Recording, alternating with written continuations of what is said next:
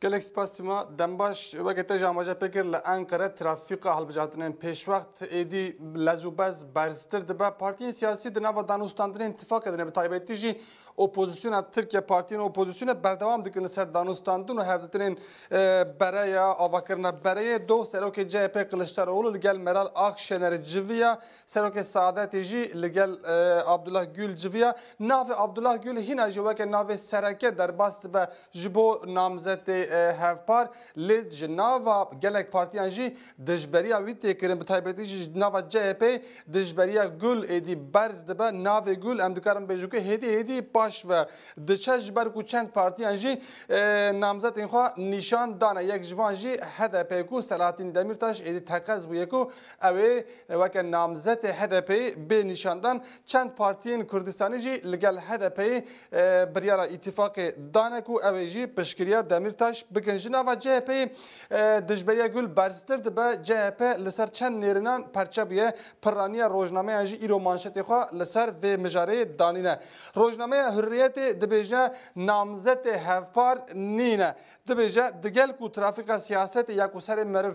gêj dike berdewam dike her wiha dibêje modelên tifaka opozisyonê jî hêdî zelal dibin. Dibêje parlamenterekî CHP'yê gotiye Gül ne namzetê me ye lê em ê ji bo tifaka opozisyonê berdewam bin li ser xebatan di vê navberê de jî dibêje hemû partî hêdî namzetên xwe bixwe ama eşkere dikin. Rojnameya Sabah jî dîsa li ser rewşa nava CHP'yê de manşeta xwe daniye dibêje manşeta xwe de li hemberî Kılıçdaroğlu serîrakirin dibêjî lazim e namzet ji nava me be ew jî nêrine beşek ji nava CHP'ye dibêje krîza namzetî ya di nava CHP'yê de berz dibe li hemberî serokê partiyê beşek ji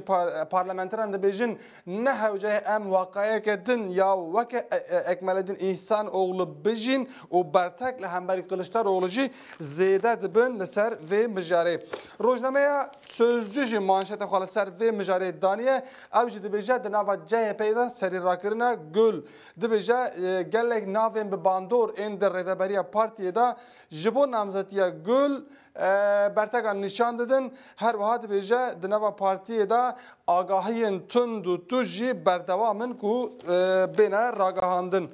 Rojnameya Milliyet li ser rewşa giştî ya hilbijartina manşeta xwe daniye dibêje 24 saatan bangêşe. Dibêje AK Parti wê bi slogana 24 saatan bangêşe stratejiya xwe amade bike. MHP ew ê bi civînên biçûk berdewam be. CHP jî ew ê stratejiya xwe piştî eşkerekirina namzetê xwe ragîne lê dibêje di maweya hilbijartinan de jî wê di 24 saatan da bangêşe berdewam bike di manşeta xwe de. Rojnameya Yeni Şafak dibêje CHP bûye çar parçeyan. Dibêje CHP ya ku bi îdaya ku di 24 Hezîranê de hemû opozisyonê dibin sîwaneke de li hev bigoncivîne bixwe bûye çar parçeyan. Dibêje partiya CHP ya ku 15 parlamenter ji bo İYİ Partiye transfer kirin niha jî ji bo ku partiya Saadetê Gül qane bike 20 parlamenteran pêşniyazî wê partiyê dike dibêje ên ku Gül naxwazin ên di nava CHP de jî weke komekê derdikevin pêş dibê partî bi koma ku nêzgahiya Kılıçdaroğlu dikin re jî bûye çar parçeyan îdayeke balkêş aniye ser manşeta xwe Rojname Yeni Şafak ku dibêje 20 parlamenter jî ji bo partiya Saadetê hatine pêşkêş kirin ya jî têne pêşniyaz kirin. Rojnameya Yeni Türkiye jî dîsa li ser vê mijarê manşeta xwe daniye. Rojnameya Türkiye de manşetê xwe de dibêje hesabê Gül CHP perçe kir dibêje Abdullah Gülê ku opozisyon bi armanca ku AK Parti'yê perçe bike tê pêşkêşkirin ji nava CHP dibe sedema parçebûneke nû ew jî manşeta Türkiye bû. Rojnameya Star jî careke din yani hevkariya FETÖ û partiyên opozisyonê kiriye manşeta xwe ew îddia aniye ser manşeta xwe dibêje di tifaka FETÖ'yê de şerê paldankan dibêje partiyên opozisyonê yên ku li ser fermana FETÖ'yê li hemberî Erdogan ketin nava danûstandinên tifakekê û avakirina bereyekê که نهاد نواخوده کتنه شر پالدان که دفرداجی آماجه به گوتنا مرال آکشنر دیگه که مرال آکشنر د جوینا خویال گل قلشتر اولودا جاره که دن دوباره کر کو اوی به نامزد پارتیا خو جبر ویجی اپوزیسیون نکاره برای کی آوا بکه روزنامه یعنی بیرلیک جدی سر و مجاره مانشت خودانیه او جدی بیجه درزا گل د مانشت خدا د بیجه حول قلشتر اولو یا جبون نامزدی گل جنوا پارتی راستی دجبریان ته حول وزل آنین نامزدی ملال آکش انرژی به انجامان د بیجه د نوا جای پیداجی گلکس لهمبر نامزدی گل داخلین تند نشان رادگینن و ناخوازن که گل به نامزدی وان روزنامه آکشام جی دیسال سر همان مجاره مانشت آخا دانیه دبیجه نبن نامزد بس پریان کم بکن روزنامه ادعا دکه کو